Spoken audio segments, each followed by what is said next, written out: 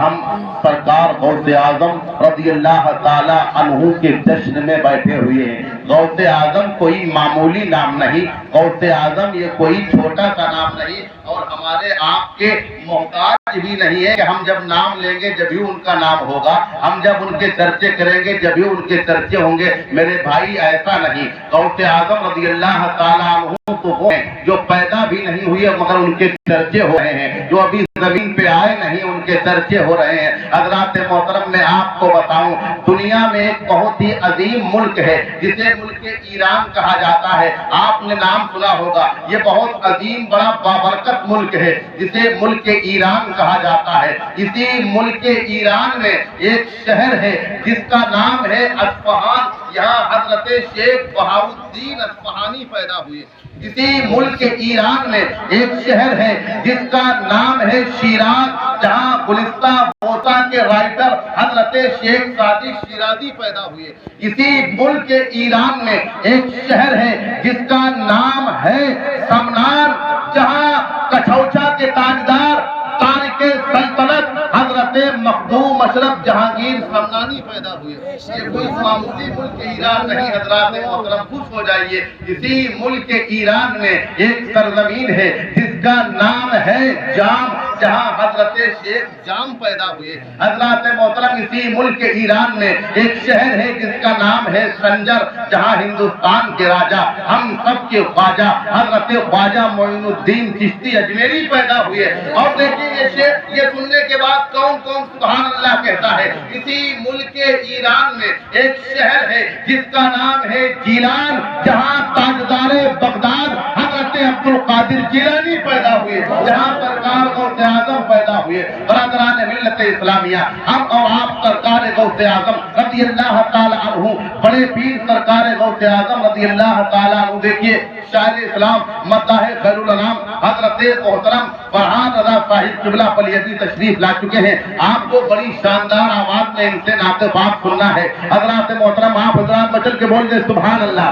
جہاں حضرت شیخ عبدالقادر جیلانی پیدا ہوئے وہ ملک ایران ہے، ملک ایران کا قصبہ جیلان ہے۔ برادران ملت اسلامیہ، حضور غوث اعظم ہمارے اور آپ کے محتاج تعارف نہیں ہے کہ ہم نام لیں گے جب ہی ان کا نام ہوگا، ہم چرچے کریں گے جب ہی ان کے چرچے ہوں گے۔ غوث اعظم ابھی پیدا بھی نہیں ہوئے، آپ کے چرچے ہو رہے ہیں۔ غوث اعظم ابھی آئے بھی نہیں ہیں، آپ کے ڈنکے بج رہے ہیں۔ آپ کہیں گے کیسے؟ میں کہوں گا ایک مرتبہ امام الانبیاء حضرت محمد مصطفیٰ صلی اللہ تعالی علیہ وسلم اپنی شہزادی لاڈلی بیٹی حضرت سیدہ فاطمہ زہرا کے حجرے میں تشریف لے گئے۔ حضرت مولا علی بھی وہاں تشریف فرما ہے، حضرت امام حسن بھی ہے، حضرت امام حسین بھی ہے۔ حضور علیہ السلام تشریف لے کے گئے تو میرے آقا علیہ السلام امام حسن سے زیادہ پیار کر رہے ہیں، امام حسن سے زیادہ پیار کر رہے ہیں۔ سیدہ فاطمہ زہرا نے دیکھا ہمارے بابا جان حضور علیہ السلام بظاہر روزانہ امام حسین جو چھوٹے شہزادے ہیں ان سے زیادہ پیار کرتے تھے، مگر آج چھوٹے شہزادے امام حسین سے پیار نہ کر کے بڑے شہزادے امام حسن سے کر رہے ہیں۔ بار بار سیدہ فاطمہ زہرا کی نگاہیں سوالیہ انداز میں دیکھ رہی ہیں۔ ہمارے تمہارے آقا حضور علیہ السلام نے ارشاد فرمایا، اے میری بیٹی فاطمہ بار بار کیا دیکھ رہی ہو، کوئی بات تمہارے ذہن میں چل رہی ہے۔ سیدہ فاطمہ زہرا نے کہا یا رسول اللہ صلی اللہ تعالی علیہ وسلم، دراصل بات یہ ہے کہ آپ روزانہ چھوٹے شہزادے امام حسین سے زیادہ پیار کرتے تھے، مگر آج آپ بڑے شہزادے امام حسن سے زیادہ پیار کرتے ہیں۔ حضور وجہ کیا ہے، معاملہ کیا ہے، اس کا سبب کیا ہے؟ تو میرے تمہارے آقا حضور علیہ السلام نے ارشاد فرمایا، اے میری بیٹی فاطمہ سنو، دراصل ابھی ہمارے پاس حضرت جبریل آئے تھے اور انہوں نے بتایا یا رسول اللہ صلی اللہ تعالی علیہ وسلم، آپ کا جو بیٹا امام حسن جو بڑا شہزادہ ہے، اللہ پاک فرماتا ہے اللہ پاک تمہارے بیٹے امام حسن کی پشت سے ایک ایسا فرزند پیدا کرے گا جو تمہارے دین کو از سر نو زندگی عطا فرما دے گا، اور اس کا نام عبدالقادر جیلانی ہوگا، اس کا نام عبدالقادر जिलानी होगा। तो हज़रात मोहतरम, हुजूर गौसे आजम अभी पैदा नहीं हुए, हुजूर गौसे आजम अभी आए नहीं, मगर आपके डंके बज रहे हैं। आइए आगे चलिए। हज़रत अली शेर खुदा का नाम आपने खूब सुना होगा। मौला अली शेर खुदा ने एक मर्तबा अपना जुब्बा और मुसल्ला अपने बड़े बेटे इमाम हसन को दिया। इमाम हसन ने कहा बाबा मेरे लिए है। कहा नहीं नहीं, ये अपने छोटे भाई इमाम हुसैन को दे देना। कहा बाबा हुसैन के लिए है। कहा नहीं, उनसे कहना अपने बेटे ज़ैनुलाब्दीन को दे दे। कहा बाबा ज़ैनुलाब्दीन के लिए है।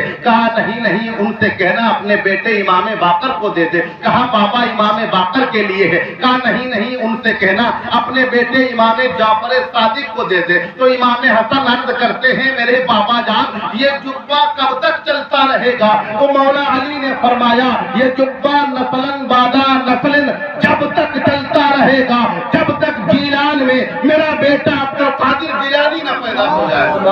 जब तक जीलान में मेरा बेटा अब्दुल कादिर जिलानी न पैदा हो जाए। हज़रात मोहतरम, हुजूर गौसे आजम रज़ियल्लाहु ताला अन्हु की बहुत बड़ी शान है। आपके दरबार में अगर कोई हम और आपको, अगर सरकार गौसे आजम मैदान महशर में कह दें ये हमारा गुलाम है, तो किसी की मजाल नहीं कि हमारी तरफ आंख उठा के देखे। मेरे इमाम कहते हैं वाह क्या मर्तबा ऐ गौस है बाला तेरा, वाह क्या मर्तबा ऐ गौस है बाला तेरा, ऊंचे ऊंचों के सरों से कदम वाला तेरा, ऊंचे ऊंचों के सरों से कदम वाला तेरा। सर भला क्या कोई जाने कहे कैसा तेरा, सर भला क्या कोई जाने कहे कैसा तेरा। औलिया मलते हैं आंखें बोहे तलवा तेरा, औलिया मलते हैं आंखें बोहे तलवा तेरा। बरादराने मिल्लत इस्लामिया, एक मर्तबा ईसाइयों का एक आलिम, ईसाइयों का एक राहिब हुजूर गौसे आजम की बारगाह में आया। आने के बाद उसने कहा ऐ अब्दुल कादिर जिलानी, हमने तुम्हारे नबी का एक फरमान पढ़ा है। कहा कौन सा पढ़ा है? कहा तुम्हारे नबी ने फरमाया उलमाओ का उम्मती बनी इसराइल, मेरी उम्मत के उलमा कौमे बनी इसराइल के अंबिया की तरह होंगे। हज़रात मोहतरम, हुजूर गौसे आजम ने फरमाया हमारे पैगंबर ने जो कहा वो सच फरमाया। फकीर का ईमान व अकीदा है कि चलता हुआ पानी तो ठहर सकता है, हवा अपना रुख बदल सकती है, आसमान तो नीचे आ सकता है, जमीन तो फट सकती है, मगर हमारे आका सल्लल्लाहु ताला अलैहि वसल्लम की कोई बात झूठी नहीं हो सकती है। कहा मेरे नबी ने जो फरमाया वो सच फरमाया। तो उस ईसाई पादरी ने कहा, ईसाइयों के आलिम ने कहा अगर ऐसा है तो अगर आपके नबी का फरमान सच्चा है तो सुनो, हमारे नबी ईसा पैगंबर की शान तो ये थी कि वो मुर्दों को जिंदा कर देते थे। क्या कहा हमारे पैगंबर ईसा की शान ये थी मुर्दों को जिंदा कर देते थे। अगर तुम्हारे क्या मामला है सय्यदना मौलाना मुहम्मद मुबारक वसल्लम सल्लल्लाहु अलैहि वसल्लम अलैहि या रसूलुल्लाह सल्लल्लाहु ताला अलैहि वसल्लम। तो हम आपसे याद कर रहे थे, ईसाइयों का आलिम, ईसाइयों का पादरी आया, उसने कहा तुम्हारे नबी ने फरमाया हमारी उम्मत के उलमा कौमे बनी इसराइल की तरह हैं। अब उलमा लफ्ज़ से कोई हमारे जैसा जाहिल मत समझ लेना, ये उलमाए रब्बानीन की जमात है, उलमाए रब्बानीन की जमात है। जिस जुमरे में गौसे आजम आते हैं, जिसमें ख्वाजा अजमेरी आते हैं, जिसमें साबिर कलियरी आते हैं, जिसमें मखदूम अशरफ समनानी आते हैं, जिसमें बरेली के ताजदार आला हजरत आते हैं। कहा तुम्हारे नबी ने फरमाया उलमा कौमती बनी इसराइल, हमारी उम्मत के उलमा कौमे बनी इसराइल के अंबिया की तरह है। गौसे आजम ने फरमाया मेरे नबी ने सच फरमाया। तो वो कहने लगा, कहा अगर सच फरमाया तो हमारे पैगंबर हजरत ईसा की शान ये थी कि वो मुर्दों को जिंदा कर देते थे। अगर सच है तो तुम भी कोई मुर्दा जिंदा करके दिखाओ। क्या कहा? मुर्दे को जिंदा करके दिखाओ। तो सरकार गौसे आजम बड़े पीर 11वीं वाले पीर ने कहा चल कौन सा मुर्दा जिंदा करना है। हज़रात मोहतरम, को ईसाइयों का पादरी एक पुराने कब्रिस्तान में लेके गया। ले जाने के बाद एक पुरानी कब्र के करीब खड़ा हो गया। कहा इस कब्र से मुर्दे को जिंदा करके दिखाओ। हजरत सरकार अब्दुल कादिर जिलानी ने इरशाद फरमाया तुम्हारे पैगंबर हजरत ईसा जब मुर्दे को जिंदा करते थे तो क्या पढ़ते थे? उसने कहा वो कहते थे कुम भी इज़्निल्लाह। जब आपने इतना सुना तो जमीनो आसमान जमा है। शेख अब्दुल कादिर जिलानी ने अपने पैर की ठोकर मारी और कहा कुम भी इज़्निल्लाह, अल्लाह के हुक्म से उठ जा। इतना गई, मुर्दा बाहर आ गया, मुर्दा जिंदा होके बाहर आ गया। कहने लगा सलाम वालेकुम, कहा वालेकुम अस्सलाम, कहा हुजूर कयामत आ गई है, कहा कयामत तो नहीं आई। दरअसल इस पादरी ने सवाल किया था, उसका जवाब देना था, अपनी कब्र के अंदर चला जा। गौसे आदम ने फरमाया पता इसे तू किस नबी की उम्मत का है? उसने कहा हम हजरत सैयदना दानियाल अलैहिस्सलाम की उम्मती है। हजरत मोहतरम, तो ये करामत देखकर, सरकार गौसे आदम की ये करामत देखकर उस मजमा में जितने ईसाई थे सबने गौसे आदम के हाथों पे कलमा पढ़ा और मुसलमान हो गए। उन्हीं कलमा पढ़ने वालों में हजरत सुल्तान सलाहुद्दीन अय्यूबी के वालिद गिरामी भी थे। आपने नाम सुना होगा, सुल्तान सलाहुद्दीन अय्यूबी का नाम आपने सुना होगा। ये फातह बैतुल मक़दस है, जिन्होंने बैतुल मक़दस को फतह किया था। सुल्तान सलाहुद्दीन अय्यूबी के वालिद गिरामी भी गौसे आदम के हाथों पे कलमा पढ़ते हैं, आपके मुरीद हो जाते हैं। उसके बाद सरकार सुल्तान सलाहुद्दीन अय्यूबी के यहाँ, सुल्तान सलाहुद्दीन अय्यूबी के वालिद गिरामी के यहाँ एक बच्चा पैदा होता है। आपके वालिद बच्चे को ले जाकर हुजूर गौसे आदम की बारगाह में पेश करते हैं और अर्ज करते हैं हुजूर आप मेरे बेटे के लिए दुआ फरमाएं। हम आप भी किसी बुजुर्ग के पास जाते हैं, अपने बच्चों के हक में दुआ कराते हैं। सलाहुद्दीन के वालिद की दुआ के लिए कहते हैं तो हुजूर गौसे आदम ने जब इतना सुना तो अपने मुबारक हाथ को उठाया, सलाहुद्दीन जो भी छोटे से थे उनकी गर्दन पे रखा और दुआ फरमाई। वरना तरीका तो ये है जब कोई बुजुर्ग या कोई आलिम बच्चे के लिए दुआ करता है तो उसके सर पे हाथ रखता है, मगर गौसे आदम ने गर्दन पे हाथ रखा और दुआ फरमाई। इरशाद फरमाया सलाहुद्दीन अय्यूबी, सलाहुद्दीन के वालिद तेरा बेटा करीब बहुत बड़ा आदमी बनेगा, बहुत नाम कमाएगा। हजरत मोहतरम जमाने ने देखा, हजरत सुल्तान सलाहुद्दीन अय्यूबी ने न जाने कितने गज़वात में शिरकत की, न जाने कितनी जंगें की। उसके बाद जब सलाहुद्दीन अय्यूबी ने बैतुल मक़दस को फतह किया, सरकार सलाहुद्दीन अय्यूबी का जब आखिरी वक्त आया, आप बिस्तर मर्द पे पड़े, दुनिया से जाने लगे, तो आप बिस्तर पे लेटे थे। लोगों ने कहा जो आपके करीबी थे, वज़ीरों मुशीरों ने कहा ऐ सलाहुद्दीन अय्यूबी अफसोस का मकाम है। कहा कैसा मकाम अफसोस का है? कहा सारी जिंदगी आप काफिरों से जंग लड़ते रहे, सारी जिंदगी मैदान कारज़ार में रहे, मगर आखिरी वक्त में बिस्तर पे लेट के अपनी जिंदगी की आखिरी सांसें गिन रहे थे। मजा तो जब था जब आपके नाम के आगे जहां सुल्तान का टाइटल लगा था वहीं आपके नाम के आगे शहीद का भी टाइटल लगता। मजा तो जब था मैदान कारज़ार होता, दुश्मनों की तलवारें होती, आपकी गर्दन होती, आप हक का परचम लहराते लहराते अल्लाह के नाम पर शहीद हो जाते, आप शहादत की मौत पाते। मगर अफसोस ये है कि आप शहादत की मौत ना पाकर बिस्तर पे लेटे लेटे अपनी जिंदगी की आखिरी सांसें गिन रहे हैं। हज़रात मोहतरम जब इतना सुना तो सुल्तान सलाहुद्दीन अय्यूबी का आखिरी वक्त था, आप दुनिया से जाने वाले थे। आपने अपनी पूरी ताकत को इकट्ठा किया और उठकर बैठ जाते हैं और कहते हैं ऐ लोगों क्या कह रहे हो कि हम आखिरी वक्त में दुनिया से बुज़दिली की मौत मर रहे हैं, शहादत की मौत नहीं मर रहे? कहा हाँ ऐसा ही है। तो सुल्तान सलाहुद्दीन अय्यूबी ने कहा था सुनो सुनो, दुनिया पे पूरी दुनिया में कोई ऐसी तलवार नहीं बनी जो उस गर्दन को काट दे जिस गर्दन पे मेरे पीर अब्दुल कादिर जिलानी के पंजे के निशान हो। गर्दन को काट दे, कोई ऐसी तलवार नहीं बनी जो उस गर्दन को काट दे जिस गर्दन पे गौसे आदम के पंजे के निशान हो। मेरे इमाम कहते हैं क्या दबे जिस पे हिमायत का हो पंजा तेरा, क्या दबे जिस पे हिमायत का हो पंजा तेरा। शेर को खतरे में लाता नहीं कुत्ता तेरा, शेर को खतरे में लाता नहीं कुत्ता तेरा। बरादरान मिल्लत इस्लामिया, ये शान सरकार गौसे आज़म की है। इमाम इसको मोहब्बत फरमाते हैं, तुझसे दर दर से तक से है मुझको निस्बत, मेरी गर्दन में भी है दूर का डोरा तेरा। बचल के बोले सुभान अल्लाह और बचल के बोले सुभान अल्लाह। देखिए मोहब्बतों का वही इम्तहान देते हैं, मोहब्बतों का वही इम्तहान देते हैं। रसूल पाक पे जो अपनी जान देते हैं और पहुंच के मस्जिद नबवी में ऐसा लगता है, पहुंच के मस्जिद नबवी में ऐसा लगता है बिलाल आज भी जैसे अज़ान देते हैं, बिलाल आज भी जैसे अज़ान देते हैं। बरादरान मिल्लत इस्लामिया, सरकार गौसे आज़म रज़ी अल्लाह ताला अन्हु की बारगाह, हुजूर गौसे आज़म अगर हमें अपने गुलामों में शरीक कर लें, آج لوگ کہتے ہیں ہم پریشان رہتے ہیں، کوئی کہتا ہے ہمیں چڑیل نے پریشان کیا، کوئی کہتا ہے شیطان پریشان کرتا ہے، کوئی کہتا ہے جنات پریشان کرتا ہے۔ صحیح معنوں میں ہم نے غوث اعظم کے دامن کو تھاما ہی نہیں۔ جس دن ہم غوث اعظم کے دامن کو تھام لیں گے صحیح معنوں میں، اس دن زمانہ ہمیں دیکھ کے پکنے لگے گا۔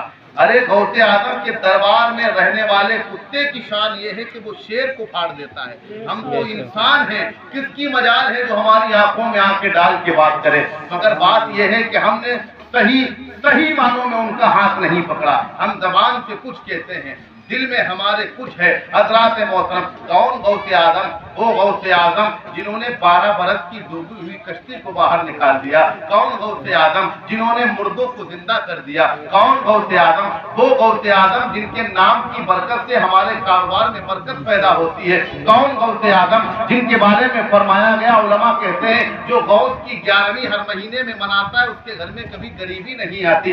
کون غوث اعظم جو چوروں کو ابدال بنا دے؟ کون غوث اعظم جو 40 سال تک عشاء کے وضو سے فجر کی نماز پڑھے؟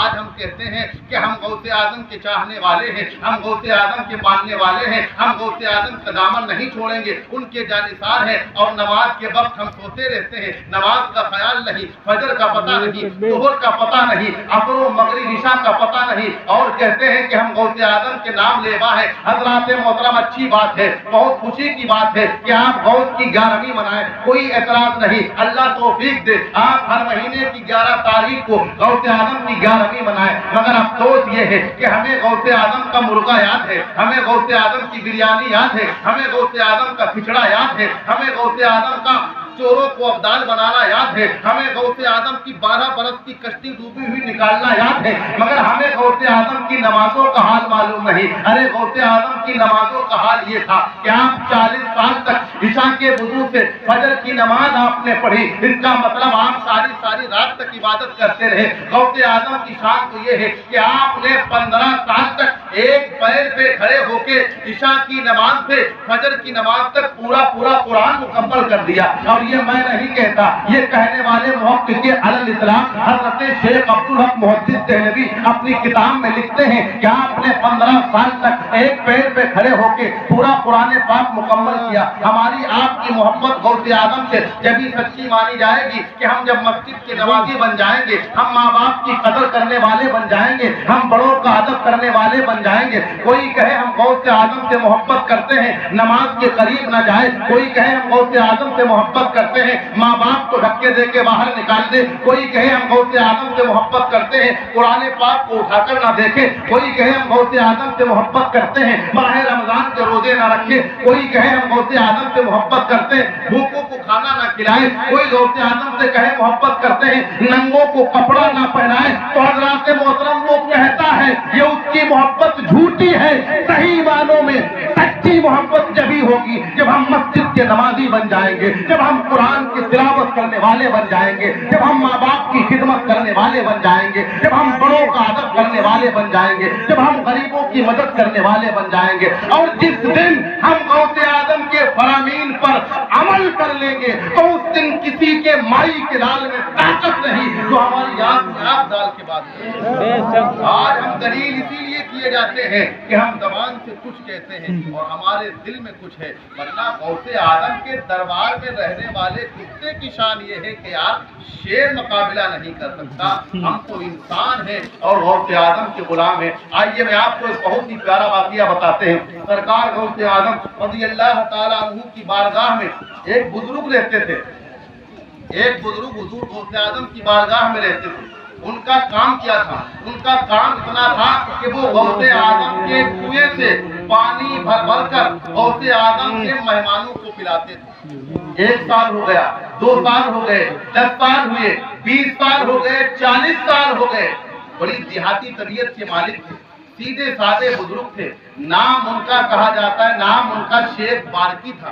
ایک دن اپنے من میں سوچنے لگے کہ آج 40 سال سے بارگاہ میں آپ کے کنویں سے پانی بھر آپ کے مریدوں مہمانوں کو پلاتا ہوں، مگر کوئی جانتا نہیں مجھے، میری کوئی پہچان نہیں، میرے کوئی تعلقات نہیں۔ تو ان کے من میں آیا کہ اب مکہ شریف چلتے ہیں۔ غوث اعظم کی بارگاہ میں گئے، عرض کی حضور اجازت دیجیے۔ کہا کس بات کی اجازت؟ کہا اب ہم شہر مکہ جانا چاہتے ہیں. کہا کیوں؟ کہا مکہ شریف پہنچ کر زمزم کے کنویں سے پانی بھر کے اللہ کے مہمانوں کو پانی پلانا چاہتا ہوں. سرکار غوث اعظم نے کہا ٹھیک ہے جائیے. اب یہ بزرگ غوث اعظم کے دربار سے باہر نکلے. کہاں جا رہے ہیں؟ مکہ شریف. راستے میں ایک اور دوسرے بزرگ سے ملاقات ہو گئی. آپس میں جب ملاقات ہوئی، بات چیت ہوئی. کہا کہاں جا رہے ہو؟ کہا مکہ شریف. دوسرے بزرگ سے پوچھا تم کہاں جا رہے ہو؟ انہوں نے کہا مکہ شریف. تو کہا چلیے ایک سے بھلے دو ہیں. اب دونوں لوگ چل رہے ہیں، ایک سے دو ہو گئے. اب دونوں لوگوں نے سفر شروع کیا. سارا دن سفر کرتے کرتے رات ہو گئی. رات میں جب قیام کیا تو حضرت غوث اعظم کے دربار میں جو بزرگ رہتے تھے جن کا نام حضرت شیخ بارکی ہے، انہوں نے اپنے ساتھ والے بزرگ سے کہا بھائی مجھے بھوک لگی ہے. تو انہوں نے کہا ٹھیک ہے ہاتھ دھل کے آئیے. وہ ہاتھ دھلنے گئے اور ادھر اپنے ہاتھوں کو انہوں نے اللہ کی بارگاہ میں اٹھایا.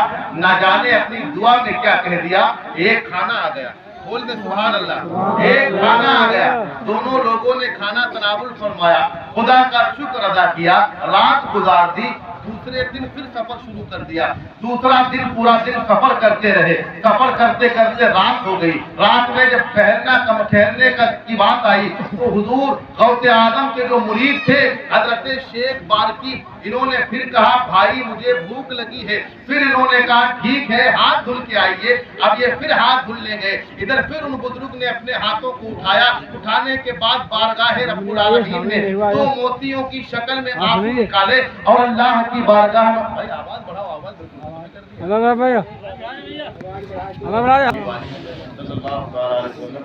سلام علیکم یا رسول. ہلو اور بڑا ہلو ہلو بڑھاؤ جہاں تک سیٹی ہلو ہلو ہلو درود شریف پڑھیں صلی اللہ علیہ وسلم صلی اللہ علیہ وسلم. پھر انہوں نے کہا بھائی مجھے بھوک لگی ہے. تو انہوں نے کہا ہاتھ دھل کے آئیے. یہ ہاتھ دھلنے گئے. ادھر انہوں نے اللہ کی بارگاہ میں ہاتھوں کو اٹھایا، گڑ گڑایا، دعا کی. اللہ پاک کی بارگاہ میں نہ جانے کیا کہہ دیا. پھر یہ کھانا آ گیا. دونوں لوگوں نے کھانا کھایا، رات گزر گئی. تیسرا دن پھر شروع ہوا.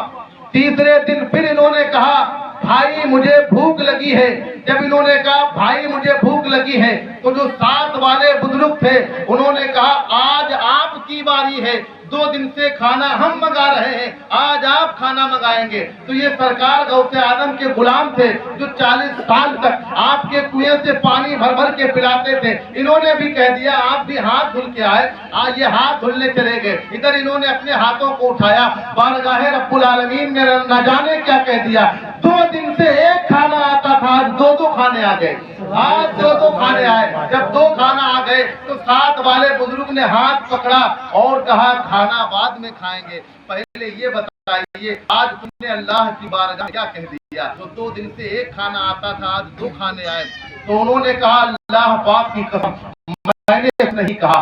آپ کو کہا ہوگا. کہا میں نے صرف نہ کہا اے میرے پروردگار یا الہ العالمین، اے رب ذوالجلال، میں تیری بارگاہ میں اس کے نام کا وسیلہ بنا کر دعا کرتے ہیں جس کے نام سے یہ 2 دن سے کھانا منگا رہے ہیں. اس کے صدقے میں مولا کھانا عطا فرما دے. اللہ پاک نے 2 کھانے عطا فرما دے. اتنا سننے کے بعد اب غوث اعظم کے جو مرید تھے انہوں نے دوسرے بزرگ کا ہاتھ پکڑا. کہا اب آپ بتائیں کہ آپ 2 دن سے کس کے نام سے کھانا منگا رہے تھے.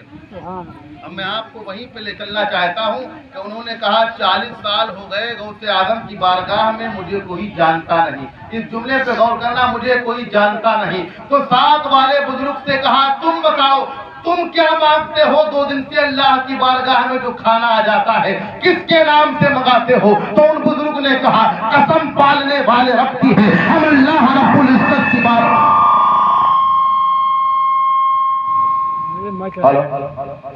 قسم پالنے والے رب کی ہے، ہم اللہ رب العزت کی بارگاہ میں کچھ نہیں کہتے بلکہ اپنے ہاتھوں کو اٹھاتے ہیں. اٹھانے کے بعد صرف اتنا کہتے ہیں اے میرے پروردگار اس کے صدقے میں کھانا عطا فرما دے جو 40 سال سے تیرے محبوب کے محبوب عبد القادر جیلانی کے دربار میں رہ کر ان کے کنویں سے پانی بھر کر ان کے مہمانوں کو پانی پلاتا ہے.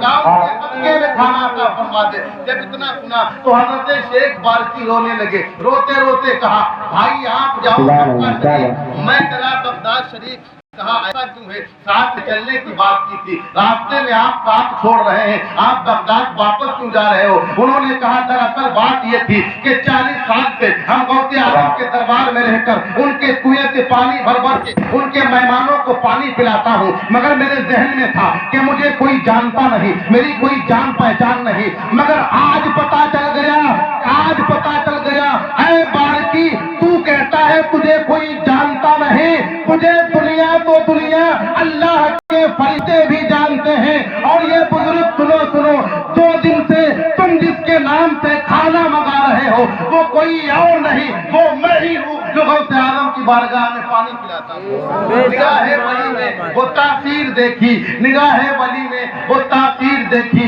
بدلتی ہزاروں کی تقدیر دیکھی، نگاہ مرد مومن سے بدل جاتی ہیں تقدیریں، جو ہو ذوق یقین پیدا تو کٹ جاتی ہیں زنجیریں۔ میرے امام کہتے ہیں حضور غوث اعظم رضی اللہ تعالیٰ عنہ کی شان تو یہ ہے، حضور غوث اعظم کے تقوی کا عالم یہ ہے کہ آپ کعبے کے غلاف کو پکڑ کر اللہ رب العزت کی بارگاہ میں رو رہے ہیں۔ کسی دیکھنے والے نے کہا حضور غوث اعظم رو رہے ہیں، عبد القادر جیلانی اللہ کی بارگاہ میں کعبے کے غلاف کو پکڑ کے روتے ہیں اور کہتے ہیں اے میرے پروردگار، اگر عبد القادر جیلانی کے اعمال اچھے نہ ہو تو میدان محشر میں عبد القادر جیلانی کو اندھا اٹھانا۔ حضرات محترم، ایک وقت ایسا بھی آیا حضور غوث اعظم کعبے کے غلاف کو پکڑ پکڑ کے رو رہے ہیں، اور ایک وقت ایسا بھی آیا وہی کعبہ حضور غوث اعظم کے گھر کا طواف کر رہا ہے۔ اعلیٰ حضرت فرماتے ہیں سارے اقطابے جہاں کرتے ہیں کعبے کا طواف، سارے اقطابے جہاں کرتے ہیں کعبے کا طواف،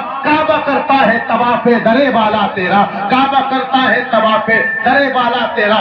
آپ نے بارہا سنا ہوگا کہ حضور غوث اعظم مردوں کو زندہ کر دیتے تھے۔ میرے بھائی، مردوں کو زندہ ہی نہیں بلکہ زندوں کو مار بھی دیتے تھے۔ یہ شان سرکار غوث اعظم کی ہے کہ آپ زندوں کو مار بھی دیتے تھے۔ ایک مرتبہ چند بدعقیدہ لوگوں نے پلان بنایا۔ کیا پلان بنایا؟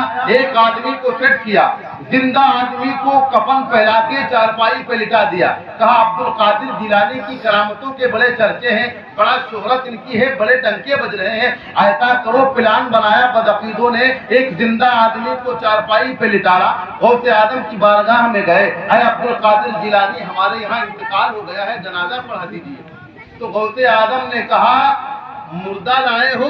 کہا ہاں مردہ ہے۔ غوث اعظم نے پھر فرمایا جنازہ مردے کا پڑھایا جاتا ہے؟ انہوں نے کہا ہاں مردے کا پڑھایا جاتا ہے۔ اور یہ پلان بنا کے آئے تھے کہ غوث اعظم کا مذاق بنائیں گے، جب یہ تکبیر کہیں گے اللہ اکبر تجھے اٹھنا نہیں ہے، جب یہ دوسری تکبیر کہیں گے تو اٹھ کے بیٹھ جانا، ہم لوگ مذاق بنائیں گے۔ اور اسے کیا معلوم کہ وہ غوث اعظم کی بارگاہ میں آئیں گے۔ یہ غوث اعظم کی شان ہے، یہاں مردے زندہ ہو جاتے ہیں اللہ کے حکم سے۔ تو غوث اعظم نے پھر پوچھا سچ بتاؤ جنازہ مردے کا پڑھانا ہے؟ کہا ہاں میت کا پڑھانا ہے۔ تو سرکار غوث اعظم نے کہا ٹھیک ہے صفیں بناؤ۔ تمام لوگوں نے صفیں بنائی، جو بدعقیدہ تھے، رافضی تھے، بظاہر مسلمان تھے مگر دل میں کھوٹ رکھتے تھے غوث اعظم سے۔ آپ نے کہا صفیں بناؤ، صفیں درست کی گئی۔ سرکار غوث اعظم نے مصلی امامت پر آئے، آپ نے امامت شروع کی، آپ نے کہا اللہ اکبر۔ اب یہ انتظار میں تھے کہ ابھی تو نہیں اٹھے گا مگر دوسری تکبیر میں اٹھ کے بیٹھ جائے گا۔ اتنے میں غوث اعظم نے دوسری تکبیر بھی کہہ دی مگر وہ ہلا تک نہیں۔ غوث اعظم نے تیسری تکبیر بھی کہہ دی، اس نے اٹھ تک نہیں کیا۔ چوتھی تکبیر کہہ دی، وہ ہلا تک نہیں۔ جب ہلا نہیں آپ نے سلام پھیر دیا۔ اب یہ دوڑے اس کے پاس پہنچے، کہا اٹھتا کیوں نہیں ہے، اٹھتا کیوں نہیں ہے؟ تو غوث اعظم نے کہا اب یہ نہیں اٹھنے والا ہے، جسے تم مردہ لے کر آئے تھے وہ مر چکا ہے۔ یہ شان سرکار غوث اعظم کی ہے۔ میرے امام کہتے ہیں علامہ قہر ہے اے غوث وہ تیکھا تیرا، علامہ قہر ہے اے غوث وہ تیکھا تیرا، مر کے بھی چین سے سوتا نہیں مارا تیرا، سبحان اللہ سبحان اللہ مارا تیرا۔ واہ کیا مرتبہ غوث ہے بالا تیرا، اونچے اونچوں کے سروں سے قدم آلہ تیرا، سر بھلا کیا کوئی جانے کہ ہے کیسا تیرا۔